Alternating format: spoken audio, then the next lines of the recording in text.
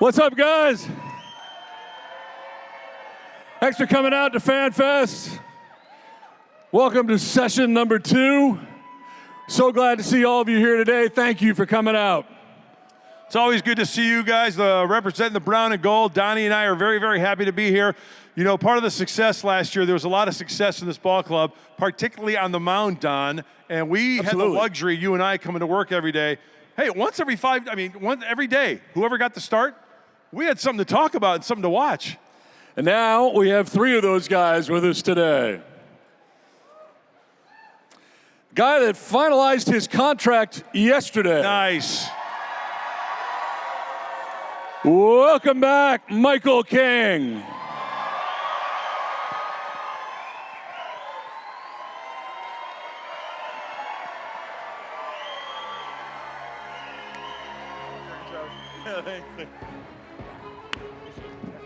I just told Michael, he looks like he just got done taking his 8th grade portrait. Look at how young he looks, doesn't he? What a good-looking kid. I think that's an insult. Only 2 Padres have ever thrown a no-hitter.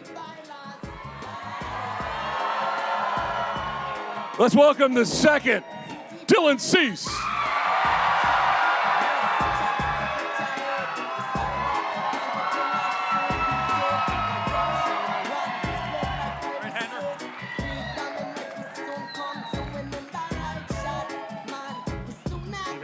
We know the other one. One of the best guys and a true team leader. Number 44 is in the house, Joe Musgrove.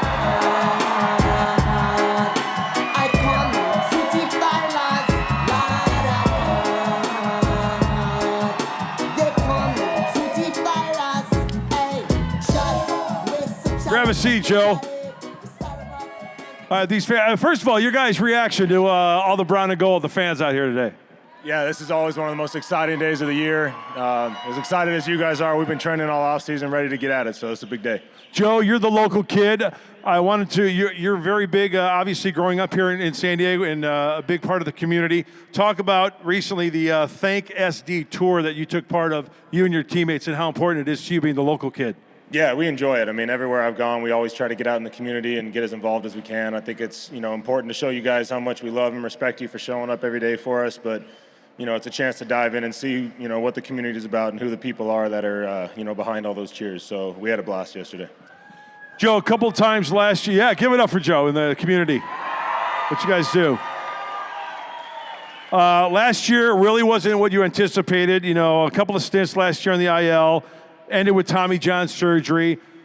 This question is twofold. One is, first of all, how are you doing now? And secondly, do you feel better as far as in your mind, peace of mind that you know what the problem was, you got it fixed, now you're on your way to rehabbing for the 2026 season? Yeah, I feel great right now. I've never gone through this before, so I don't know exactly where I'm supposed to be or how I'm supposed to be feeling right now, but I'd like to think I'm ahead of schedule, and I feel really good. So start throwing in about 2 months, so now I just got to wait the time. But, at the end of last year, I knew my arm was in bad shape. I felt like I had more in the tank to go, and, I don't have any bad feelings about how I went about it. I gave it every chance I could. I treated it the best way possible, and then, I pushed it as far as I could take it, and it was just my time, so. Did you know when you were walking off the mound that there could be a scenario at that point? I don't know. There was so much adrenaline in that game, and the decision to come out was more about trying to see if I could make another start in the postseason. Get out of there before anything gets terrible, and then hopefully make another start. But it was pretty clear the next morning that was going to be it. My next question was to Dylan Cease, but I want to ask you first, the no-hitter. How cool is it for you now to be part of have somebody in the club with you? Yeah, they say it's lonely at the top, man. It's nice to have some company. So, I was super excited. I feel like I was living every pitch with him. Me and King were down in the tunnel with him between every inning.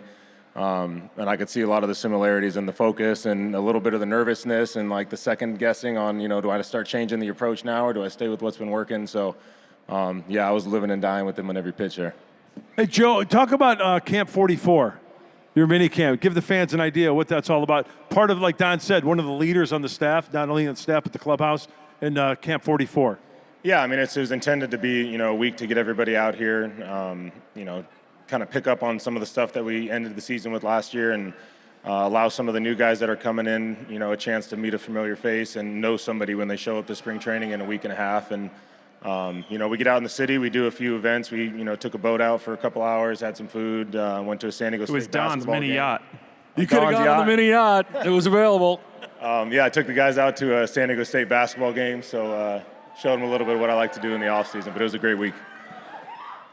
All right, Dylan, let's talk about the no-hitter. That was an amazing day for all of us to watch. What was it like for you? What was it like for you? Man, it was amazing. It was amazing to do it. The biggest thing I remember is talking to these guys in between innings, really. I mean, every inning I went down, and it was very relaxed, honestly. Even when it got later in the game, it was just, like he said, I'd go down and I'd be like, hey, do I need to throw inside now? I've been doing the same thing for 7 innings.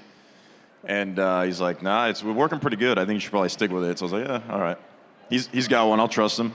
That was almost like a 3-part day for you, Dylan, because you warm up in the bullpen. That's the question I always like to ask pitchers when they throw a no-hitter. How did you feel in the bullpen that day?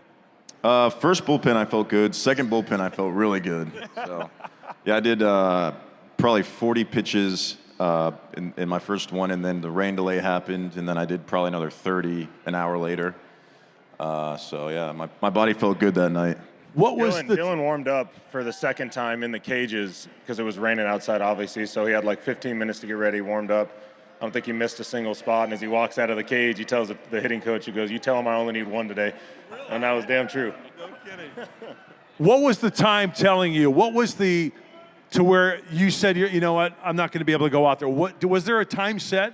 45 minutes, hour and a half? Yeah, I think we were close to it, really. I don't know if maybe they would have given me another 20 minutes or so. It's tough when you've already warmed up once because then your body gets cold and, they don't want to risk it. But thankfully, it worked out perfectly. Michael, we mentioned the contract. Congratulations first on that. Thank you. Congratulations on your entire season last year. Tremendous getting used to being a starter full-time. With that in mind, how different was this offseason and getting ready for the second season as a starter full-time? Yeah, I owe a lot to my veteran starters next to me, getting me through the whole year. I felt like I was able to get stronger because I was able to take some lessons from them. But then in the offseason, I talked to Ruben, our pitching coach, and I basically said, I want to be as healthy as possible coming into next year. And so I shut down a little bit longer than I normally would have, and I'm a little bit slower coming in. And I feel like I can truly use spring training to build up to be ready to go opening day. Kept waiting for maybe you to labor a little bit. I mean, just the naturally going distances you had not gone before. It didn't appear to ever happen. As you said, it seemed like you got stronger. I also think that when you're on a team that's winning, it's really hard to let the adrenaline go down. And so we we had a great run post All-Star break, and there was definitely a bunch left in the tank going into October. We're feeling it right now with your loyalty, the fans here. And I want to ask you guys, when you get the ball once every 5 days and go out there, tell us you're concentrating on your game plan, hitting your spots. But my goodness, this has got to really have an injection of adrenaline when you guys take the hill here at Petco Park, right? Yeah, I mean, everyone always talks about, how much a crowd comes into play and, it's all talk. But COVID year, we experienced what it's like to throw with nobody in the stands. And this city is not only, a baseball town now, it is the baseball town. So, we're fired up to play here. I was blessed to get twice these playoffs where it was when we were able to do the introductions at home, and I'm warming up in the bullpen. And the chills that went through my body when everybody was screaming for everybody that got announced, it was incredible. Ruben was standing next to me, the pitching coach, and I'm not kidding, the stadium was shaking. And so it was really cool to feel that going into those playoff games. That's a guy who was a Yankee before. Keep that in mind. Dylan, last year. Yankee? Yes, he was. Last year, a whirlwind. I mean, you get traded last day of spring training. Team was taken off for Korea. I mean, it had to be a blur for you for the most part.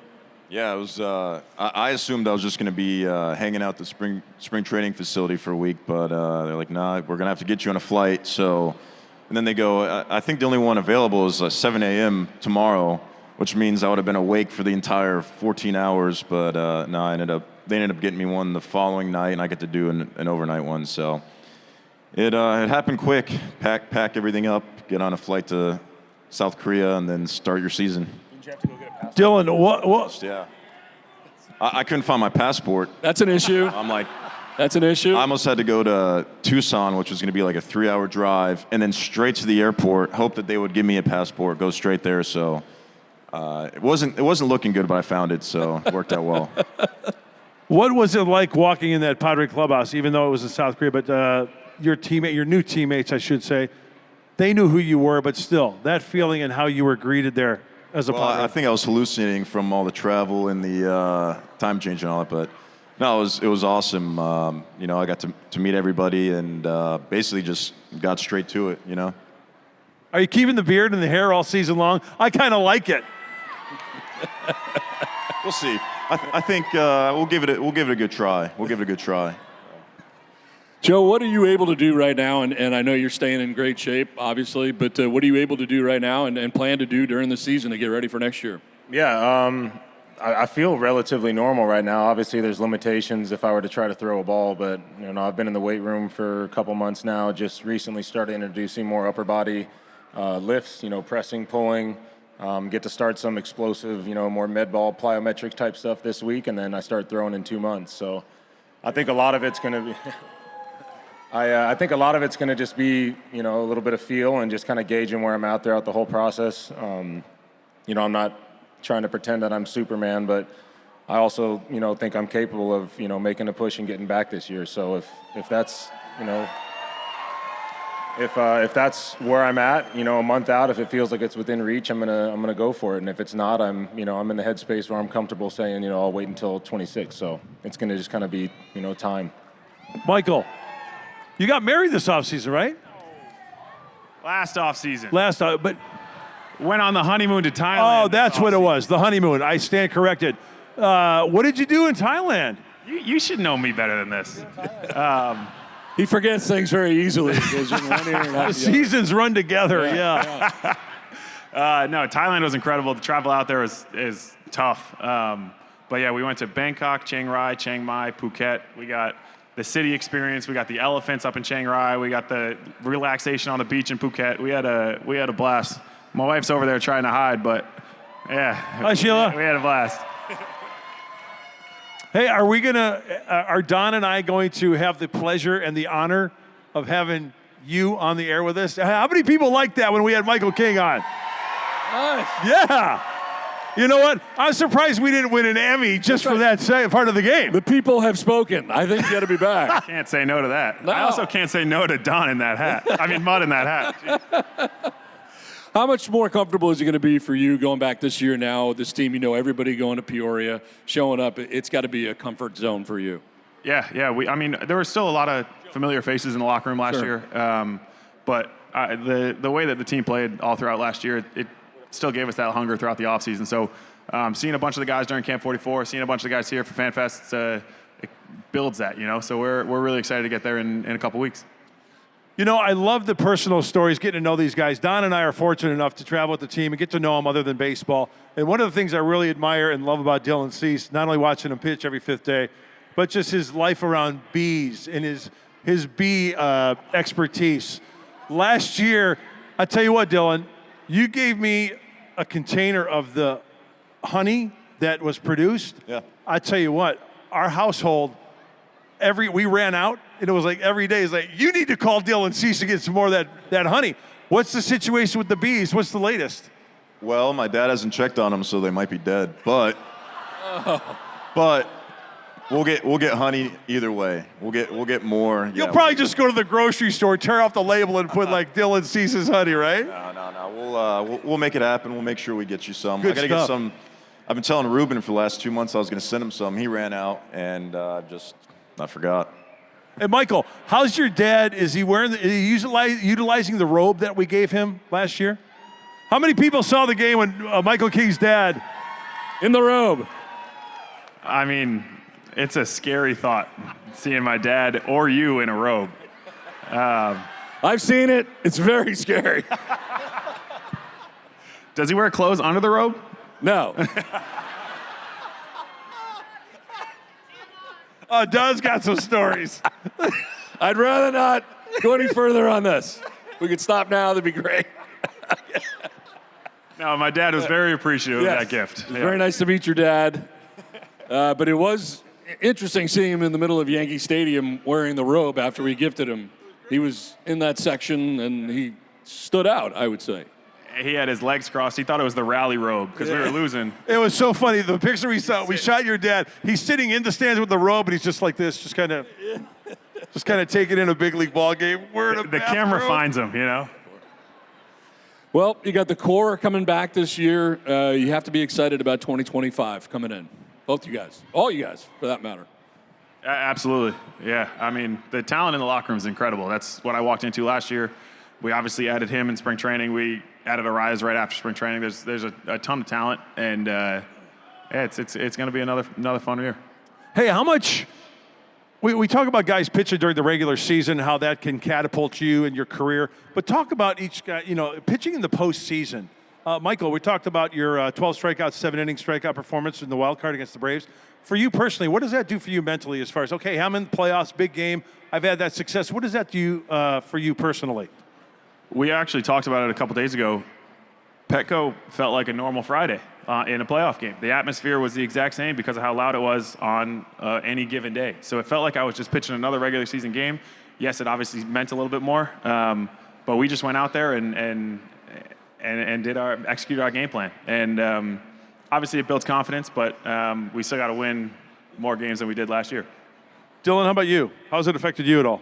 Yeah, I mean, you're gaining experience at basically the highest level and highest pressure situation you can be in. So it's really extremely valuable. Joe? Yeah, I think the confidence that you gain from that. Everyone likes to think that they're going to be the guy that comes up in the big moment, when the game's on the line. But until you're put in that situation, until you have success in that situation, there's always that thought in the back of your head of, this might not go my way, or I might run into things I haven't experienced before. So I think, having success at that level, and especially early in the postseason like Michael did, setting the tone for that whole series and for the rest of our playoff run was huge for us. Ladies and gentlemen, let's thank Joe Musgrove, Dylan Cease, and Michael King. Thanks, everybody. We thank you for coming out. You guys rock.